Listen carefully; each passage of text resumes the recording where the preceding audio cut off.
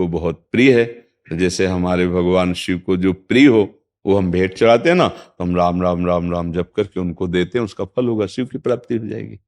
समझ रहे? बिल्कुल कोई संशय नहीं, अवश्य प्राप्ति हो जाएगी। शिव जी का ध्यान कैसे करें? शिव जी की मूर्ति जी को मन में सोचें या कुछ और करें? मुझे समझ नहीं है महाराज जी। बच्चा पहले नाम जप करो।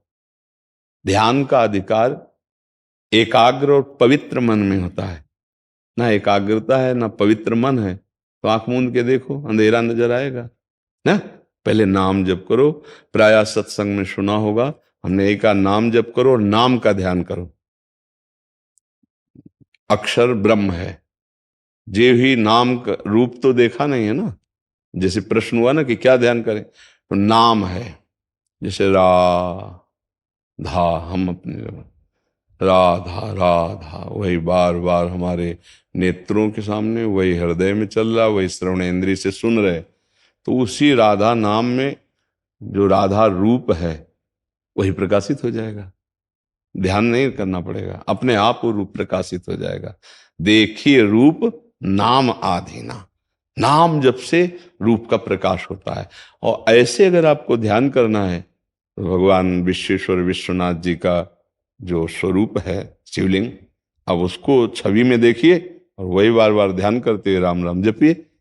समझ रहे? वास्तविक तो जो शिव का स्वरूप है वो प्रकाशित हो जाएगा, भजन से प्रकाशित हो जाएगा। जो हमारे हृदय में प्रकाशित होगा वो जो देखा सुना नहीं ऐसा है, वो जो न सुना है न देखा है ऐसा शिव का रूप है। और वो भजन से ही आएगा। जो अभी हम देख रहे हैं सुन रहे हैं ये माया युक्त स्वरूप है, और जो शिव है वो अगोचर है, मन बुद्धि से अगोचर है। वो हमारे ध्यान का विषय नहीं है, वो हमारे ध्यान में आते हैं। हमारी इंद्रियों की सामर्थ्य नहीं कि उनका हम ध्यान कर सके, वो मन बुद्धि के अगोचर है। क्योंकि ये प्राकृतिक यंत्र है मन बुद्धि, ये केवल प्रकृति की क्षमता है इसको देखने की, जितनी उतनी ही, संपूर्ण प्रकृति को देखने की भी क्षमता नहीं है। अब देखो छोटी सी वस्तु देखने के लिए सूक्ष्मदर्शी का प्रयोग होता है, पता है इन नेत्रों में उसकी क्षमता नहीं है। पूर्ण प्रकृति को देखने के लिए प्रकृति से बने हुए नेत्रों की क्षमता नहीं।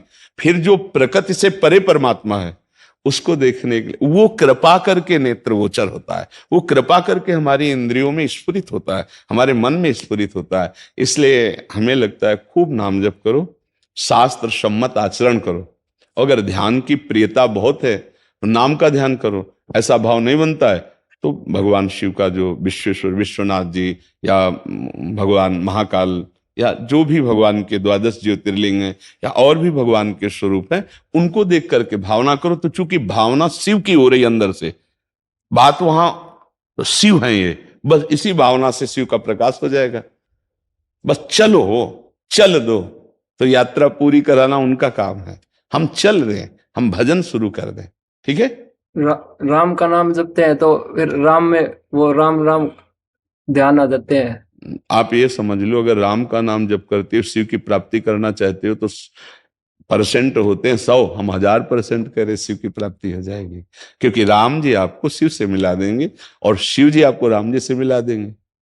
दो है नहीं, वो लीला के लिए कभी वो स्वामी बनते हैं वो सेवक बनते हैं, कभी वो सेवक बनते हैं वो स्वामी बनते हैं।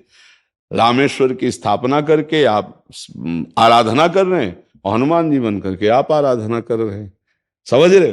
अगर राम जी के चरण पकड़ोगे तो वहीं शिव जी मिल जाएंगे, शिव जी के चरण पकड़ोगे तो राम जी के चरण तो पकड़े हुए हैं मिल जाएंगे। एक है चरण पकड़े सहला रहे हैं, नहीं स्वामी बने बेटे, तो एक है आराधना कर रहे स्वामी मान के उनको। तो ये एक ही है लीला के लिए। ये भगवान हरि और हर ये ऐसा रूप धारण किए, विधि हरि हर ये एक ही भगवान है, अपने स्वरूप को प्रकाशित किए हैं। समझ गए? भेद नहीं है। खूब राम राम जपो, ठीक है।